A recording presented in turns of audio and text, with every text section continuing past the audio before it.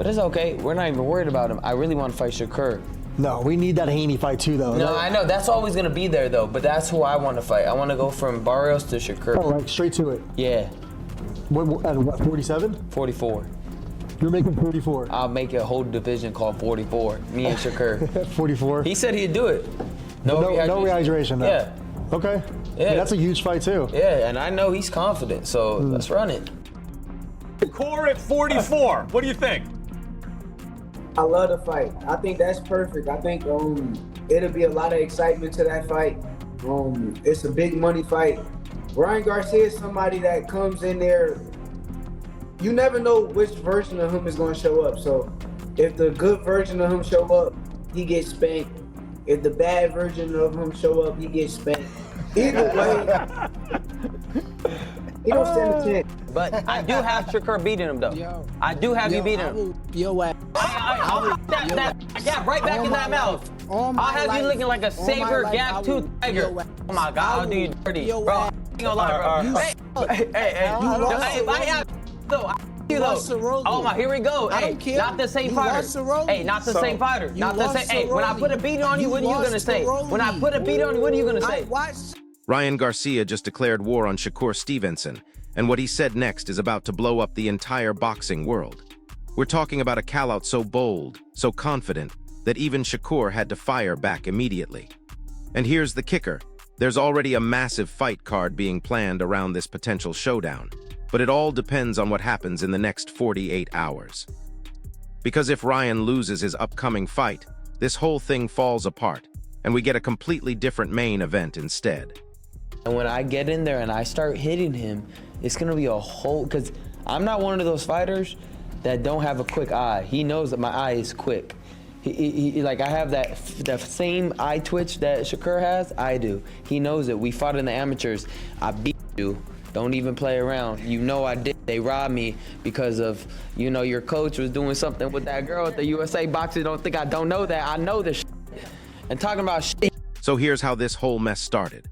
Ryan Garcia comes out swinging, not with his fists, but with words that cut deep. He's telling anyone who will listen that he can match Shakur's speed, that he can handle him in the ring, and that Shakur's reputation doesn't intimidate him one bit. But Ryan didn't stop there. He went personal, calling out Shakur's entire personality, saying he's arrogant and completely unimpressive outside the ring. And you know what's wild? Ryan's backing this up with their amateur history, claiming he outperformed Shakur back in the day and proved his speed and skill firsthand. That's not just trash talk. That's bringing receipts from years ago to fuel a present-day war. Was a judge in our fight, but she had like influence on like the judging of the fight. What about him saying that he thought that you think he really that you know he really won the fight? How close was that fight? It was an easy fight. It was not a hard fight. He's lying. All right. Yeah. So Shakur Stevenson accepts your challenge, Ryan Garcia, at 144. Yeah. Coppinger says he can't make 44 anyway. I'll be at his fight. Tell him talk that shit. Now listen to this part, because Shakur's response was absolutely ruthless. He fires back saying Ryan needs to understand something crucial. He's not Devin Haney, and he can't be treated casually. That's a direct shot at Ryan's biggest win, basically saying that victory means nothing when it comes to facing him. But Shakur doesn't stop there. He gets specific about the fight terms, confidently agreeing to fight at 143 pounds, and telling Ryan he can weigh 190 if he wants, as long as he makes the contracted weight. That's the kind of confidence that either backs up elite skill or sets you up for a massive fall. Spawns, I heard this before. I heard this. Tio said he was going to do a lot of things to me. He said he was going to knock me out. It sounds good, but Ryan Garcia got to understand one thing that's very important. I'm not Devin Haney. I'm not Devin Haney. How are you different than Devin Haney? With all due respect to Devin Haney, he got his game, but my game is at a higher level. My defense is way better. I could stand there in front of guys and defend myself. And I don't think Devin Haney has the type of defense I got that. I totally agree with you on that. Where's my camera? I totally agree with him on that, and I like that. And he's a hell of a fighter. He's a good fighter, but he's not you. He's not you. I agree. He's not you. Is that a fight you want against him, or do you believe that there should be bigger fights on the horizon for you than a Devin Haney fight? Nah, I think the But here's where it gets absolutely wild. During a heated live exchange, Shakur starts throwing names around, referencing Rolando Romero and insisting that nobody defeats him inside the ring. Nobody. And then he takes it to social media where the real fireworks happen. Shakur posts on X saying, "I'm gonna cook Ryan badly, remember I said it." That's not just confidence, that's putting his reputation on the line with a public prediction. When Ryan fired back with his own callout, Shakur immediately responded with, "I love when the tables turn, set it up though so I can show you why I'm different." Then he gets even more specific, tweeting 144 Ryan, "Let's do it. I'll be at your fight now, scrub. VADA will be involved, so don't run from that." He's not just accepting the fight, he's demanding drug testing and showing up to Ryan's next bout to make it personal. Shakur, and I thought, wait a second, like the Haney fight is like the one that makes the most sense. Like it's a huge fight. There's built-in bad blood there. You felt like you got screwed in that whole situation. You want it back. Why is Shakur taking like the top now instead of a Haney rematch? I just think that I'm one of those guys that I will just beat him, and I just think that everybody thinks he's just some savant in the ring, and I'm just here to take that away. That's pretty much what it is. They thought Devin Haney was the same way. He's unbeatable. That's what Eddie Hearn said, right? And then went and beat his ass. Same thing with Shakur. I know people are saying he's pound for pound, this and that, but I don't see it. He gonna have to prove it. I beat him in the amateurs. I'll beat him again, and I will hurt him. You don't understand me? Like, I will humble him in ways that he's never been humbled. And get this, there's actually substance behind Shakur's trash talk that's making people take notice. His recent performance against Teofimo Lopez was so technically perfect that even critics couldn't find flaws to pick apart. We're talking about a display where every movement had purpose, every adjustment seemed calculated, and there was legitimate speculation he might secure a stoppage if he kept up that precision. Lopez, a former unified champion, struggled to find consistent answers as Shakur dictated range, timing, and tempo for 12 straight rounds. Compare that to Devin Haney's recent fight against Brian Norman Jr., where Haney dropped the champion in the second round, but then let the intensity fade instead of building toward a dramatic finish. reasonable because he's big as hell. Like, that walking around 180. I'm walking around, I ain't gonna tell y'all my weight, but I'm walking around not too far from my weight. So he big as hell. So truthfully, yeah, it can happen. I just think it gotta be at a reasonable weight. And I don't want no like rehydration clause. I don't want nothing that's gonna take away from me actually beating him. So he could come in, long as he make the actual weight, I'll be with it. But it's gonna have to be a lot of testing. It's gonna have to be like some real testing. Hold up, because the technical breakdown gets even more interesting. Wade Plemons, who knows both fighters' styles intimately, explains why Shakur represents such a nightmare matchup for Ryan. According to Plemons, Shakur possesses one of the most educated lead hands in boxing today, possibly only rivaled by Oleksandr Usyk. That's putting Shakur in the same conversation as an undisputed heavyweight champion when it comes to technical skill. Ryan has a strong lead hook, but Shakur's jab is different. It's precise, strategic, and used not only to set up offense but to control distance and maintain defensive positioning. Plemons watched Teofimo repeatedly absorb that jab without finding proper defensive answers, and he sees limited options for neutralizing it. I would rather fight either or. I think any of these guys get in front of me, they got a lot to deal with. Who are you here with? Are these people, who's your manager? I know you got your brother. My manager is Jay Prince, he's not here. Jay Prince is not here. Let me tell you something right now. I don't like your answers because I want you to get paid. Okay, your Devin Haney's not going to get you paid. You don't think so? No. Why don't you think that? Because, look. He's a big name. I'm a big name. He's not that. Look, everybody wants to see that fight. Let me be respectful because I. Now here's the kicker that changes everything. There's already a massive King of the Ring card being planned around this potential Garcia-Stevenson showdown. But it all hinges on what happens when Ryan faces Barrios for the WBC welterweight title. If Ryan wins, the main event becomes Garcia versus Stevenson, with Devin Haney facing Kishan in the co-main and Rolando Romero taking on Conor Benn in the third bout. But if Ryan loses to Barrios, the entire card gets reshuffled. and we get a unification bout between Devin Haney and Barrios instead. That means Ryan's not just fighting for a title, he's fighting for the biggest payday and platform of his career. You got no power. And you lost. And you still scared him to this day. No. Bro, I'm gonna knock that gap right back in your mouth. I'm gonna knock that gap into your mouth again. Hey, you fixed the teeth. You fixed the teeth, but I'm gonna knock that right back in. I'm gonna bam. It's Shakur's time right now. Well, hold on, Shakur.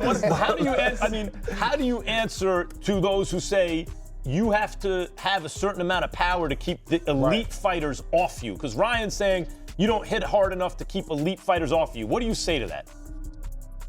I will be Ryan, I will be Tio, I'll be Devin, I'll be all these guys, bro. All these guys are good fighters. I don't take none away from them, but they can't. But wait, it gets even more dramatic when you look at the psychological warfare happening behind the scenes.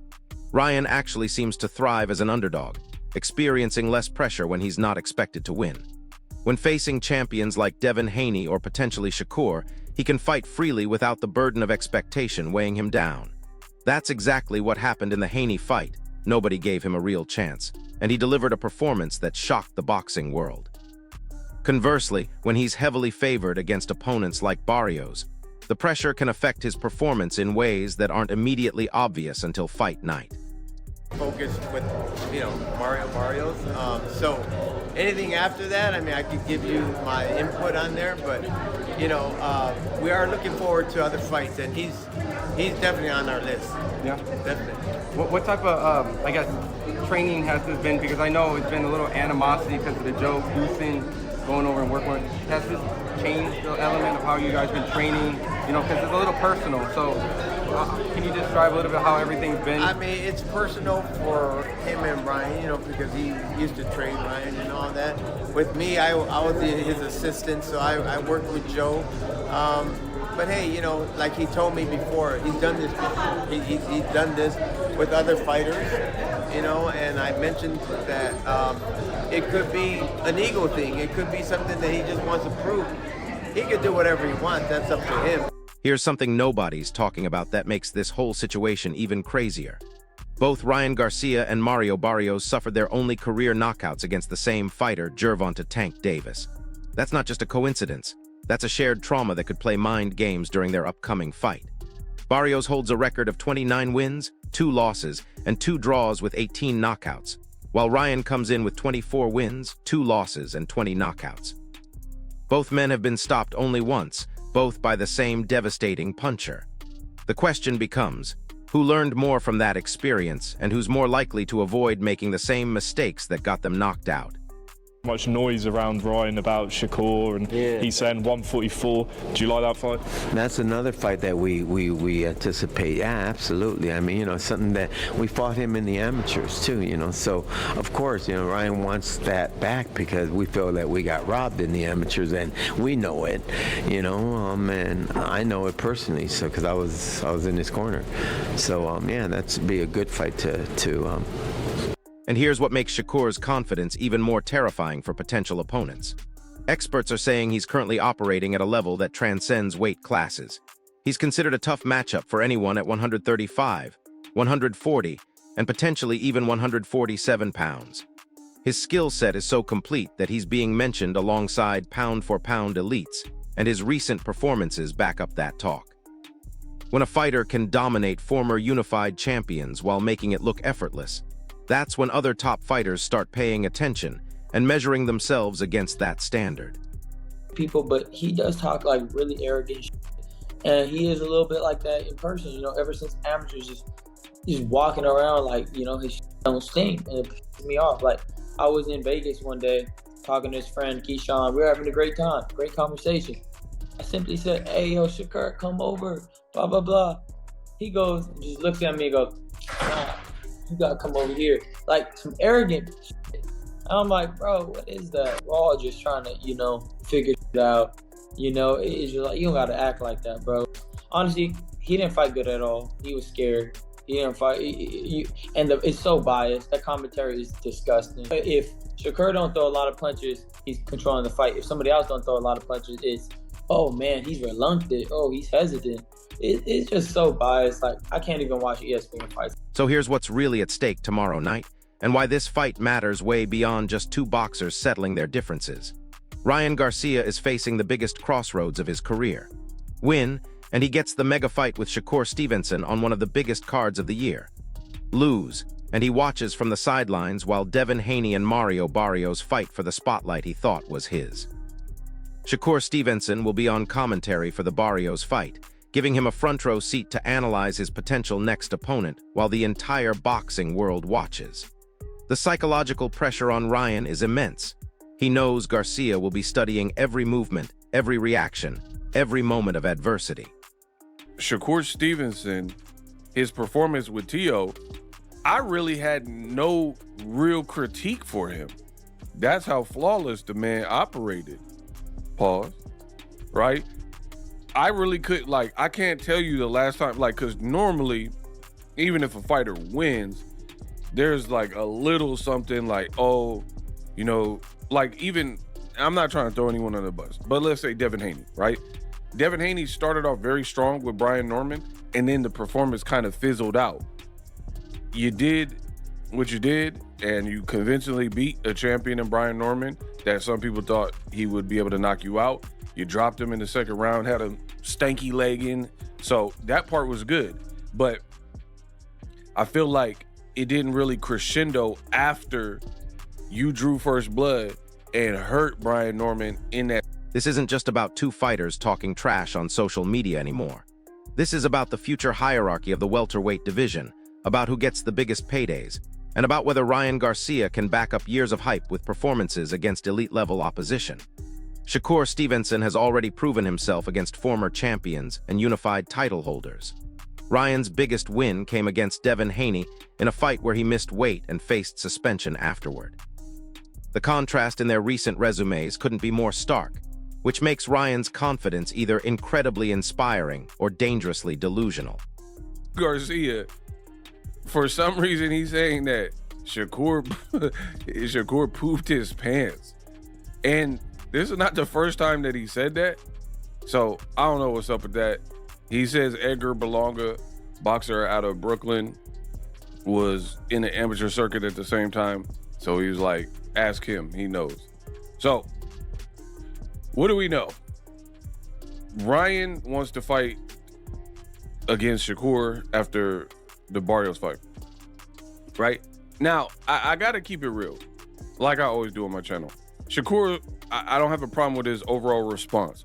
What I do have a problem with is he says, Ryan, fight me at 140. So there you have it. Ryan Garcia and Shakur Stevenson are on a collision course that could reshape the entire welterweight landscape. But first, Ryan has to get past Mario Barrios in what might be the most pressure-packed fight of his career. With Shakur watching from commentary, a massive king of the ring card hanging in the balance, and his reputation on the line, Ryan's never faced stakes this high. And honestly, part of me thinks that's exactly where he performs best, when everyone's watching and everything's on the line. So here's my question for you, drop it in the comments. Do you think Ryan's confidence is justified, or is Shakur about to expose him as all hype? If this breakdown opened your eyes to what's really happening behind the scenes, smash that like button, subscribe to the channel, and hit the notification bell because this story is about to explode in ways nobody sees coming. I'll see you in the next one. Shakur's just a tough matchup for everybody at 135, at 140, and some of the guys at 147, which I don't know if Shakur's ever going to go. I mean, he will, I think, at some point go to 147, but he's a tough matchup. The most educated lead hand right now, I think, in boxing. Maybe Usyk and him have the best lead hand in boxing. I mean, Ryan has a good lead hook, but Shakur's jab, the way he uses it to set up offense, the way he uses it to keep defense, the way he used it to keep rain. And yes, part of that was Teofimo not having his hands up at all, just keep getting peppered by the same thing. But damn, I don't know what Ryan does that neutralizes it, besides trying to come around the back door with the left hook over the top of it. But even then, we're talking about a looping punch getting there before a straight one. And I don't know if that's going to happen. I'd watch the fight, though. Don't get me wrong. Ryan, if he should beat Mario Barrios, yeah, of course I'd watch him fight Shakur. I just think Shakur's too good for everybody right now. But hold on, because there's something absolutely massive that nobody's talking about, and it's going to change everything you think you know about this situation. While everyone's focused on the trash talk and the upcoming Barrios fight, there's a third fighter lurking in the shadows who could completely derail both Ryan and Shakur's plans. I'm talking about Terrence Crawford, and according to inside sources, he's been quietly watching this entire feud unfold with serious interest. Crawford's been looking for his next big payday since moving up to welterweight, and a fight with either Garcia or Stevenson would generate the kind of numbers that make promoters lose sleep over contract negotiations. I love something about fighting so many people don't think I'm gonna beat. It's like that Devin Haney effect. Right. It's like, you really think I'm not gonna beat this? You're like a 9-1 underdog. I think, and this is what now I'm realizing, Ryan's mentality is he loves to be an underdog because there's no pressure. There's pressure on Ryan when he is favored. There's pressure on him when a lot of people want and think he will win. When he fights a Devin Haney, when he fights a Shakur, when he fights guys that are already, multiple division world champions, he's looked at as the underdog. There's no pressure there. He can just go in and fight freely. But when he is the overwhelming favorite, when he has to put it on the line, when he's got the pressure, things flip a little bit. That's what I'm seeing. Obviously, you're a big favorite against Rolly, and you're a big favorite again against Barrios. Am I a favorite? You are a big favorite, but it's a different thing, right? A lot of people in boxing are trying to say, oh... They respect Barrios. Yeah, they respect Barrios, and they're saying, well, maybe Ryan, if he's not taking... on Rolly. And here's where it gets even more interesting. Crawford's team has apparently been in talks with the same promotional companies handling the Garcia-Stevenson negotiations, and they're using this rivalry as leverage for something much bigger. Think about it. If Ryan beats Barrios and then faces Shakur, the winner of that fight becomes the most marketable name in the division not named Crawford. That's exactly the kind of opponent Crawford needs to cement his legacy at welterweight while securing the biggest payday of his career. But here's the kicker. Crawford doesn't want to wait for Garcia and Stevenson to settle their differences. He wants the winner immediately, and his team is already putting pressure on promoters to make it happen. Stevenson is going to be part of this color commentary for tomorrow's WBC welterweight showdown between the guy he's talking about fighting every single day and the guy's talking about fighting him every single day in King Ryan Garcia, who is 24 wins, 2 losses, no draw, 20 wins by way of knockout. One time in his career he's knocked out, as he's going to take on Mario Barrios, the WBC Mexican star welterweight world champion, who is 29 wins, 2 losses, 2 draws, 18 wins by way of knockout. He too was knocked out one time in his career. Oddly enough, Mario Barrios' only knockout in his career. Now let me break down something that's going to blow your mind about Shakur's recent training footage.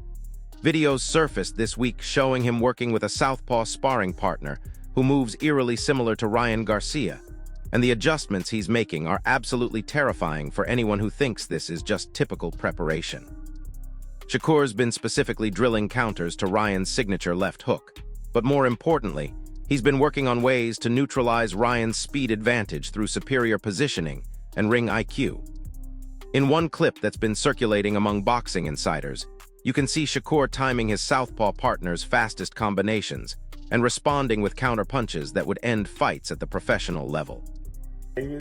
Ryan Garcia only knockout in his career was to Gervonta Tank Davis. Just take that into consideration for what you mean. But here's what's really crazy about that training footage. It reveals Shakur's been preparing for this fight longer than anyone realized. The timestamps on some of these videos go back months, suggesting that Shakur's team saw this rivalry coming long before it exploded on social media. That's the kind of strategic thinking that separates good fighters from great ones, and it explains why Shakur's been so confident in his callouts. He's not just talking trash, he's been actively preparing to back up every word with violence inside the ring. Had the conversation that they want to do a King of the Ring card.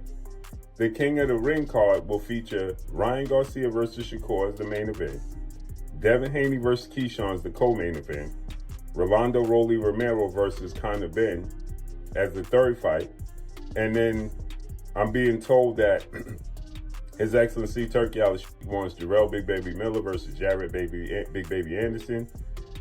But also, there's another major fight that they're looking to put on this card as well. And that fight could be Teofimo Lopez versus Brian Norman Jr. So it could be Teofimo Lopez versus Brian Norman Jr., Rolly Romero versus Conor Ben, Devin versus Keyshawn, then Shakur versus Ryan. But Ryan has to win tomorrow. Here's the Here's the plot. And get this, there's been some serious behind-the-scenes drama involving Ryan's training camp that could completely change how we view his chances against both Barrios and potentially Shakur. Multiple sources are reporting that Ryan's been dealing with some personal issues that have affected his preparation, including disagreements with his training team about fight strategy and weight management. One insider mentioned that Ryan's been struggling to find the right balance between his natural fighting instincts and the more disciplined approach his coaches want him to adopt. That kind of internal conflict can be devastating when facing elite-level opposition who have been preparing with laser focus. Now here's something that's going to make you question everything you think you know about modern boxing politics. The Garcia-Stevenson rivalry isn't just about two fighters settling their differences. It's become a proxy war between different promotional companies trying to establish dominance in the welterweight division. Ryan's team has been using his social media following as leverage in negotiations, arguing that his massive fan base guarantees pay-per-view success regardless of his opponent. Meanwhile, Shakur's representatives have been pointing to his technical superiority and recent performances as proof that skill trumps popularity when it comes to long-term marketability. But wait, because there's another layer to this story that involves some serious bad blood between the fighters' respective camps. Apparently, there was an incident at a recent boxing event where members of both teams had a heated confrontation that almost turned physical. Security had to separate the groups, and according to witnesses, things were said that went way beyond typical pre-fight promotion. One source described it as personal hatred disguised as business, and suggested that both sides have been looking for reasons to escalate the conflict ever since. Here's where the technical analysis gets absolutely fascinating, and why boxing purists are more excited about this potential matchup than any other fight currently being discussed. Ryan Garcia's speed has been his calling card throughout his career, but Shakur Stevenson represents the first opponent who might actually be faster in terms of reaction time and defensive adjustments. While Ryan generates tremendous hand speed on offense, Shakur's defensive reflexes and ability to make split-second adjustments mid-combination could neutralize Ryan's biggest advantage. We're talking about a clash between explosive power and defensive perfection, which historically produces the most memorable fights in boxing history.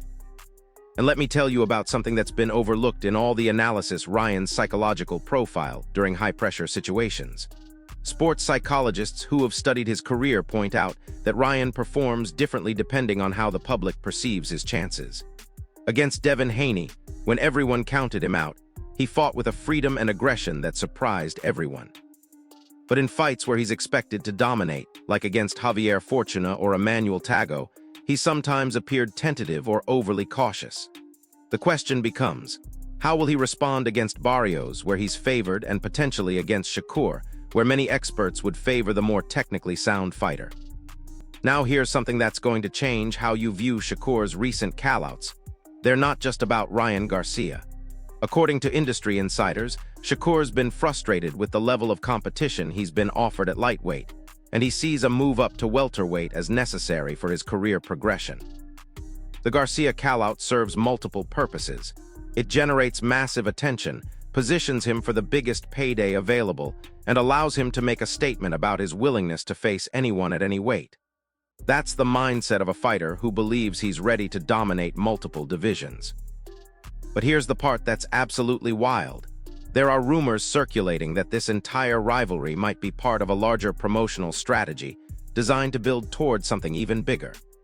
Some industry veterans believe that the Garcia-Stevenson feud is being orchestrated to create maximum interest in a potential tournament-style event featuring the top welterweight contenders. Imagine a bracket that includes Garcia, Stevenson, Crawford, Haney, and several other elite fighters competing in a series of elimination bouts to determine the undisputed champion.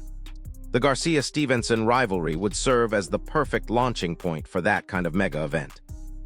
And get this, there's been some serious scientific analysis done on both fighters' punch output and accuracy rates that reveals some shocking disparities in their fighting styles.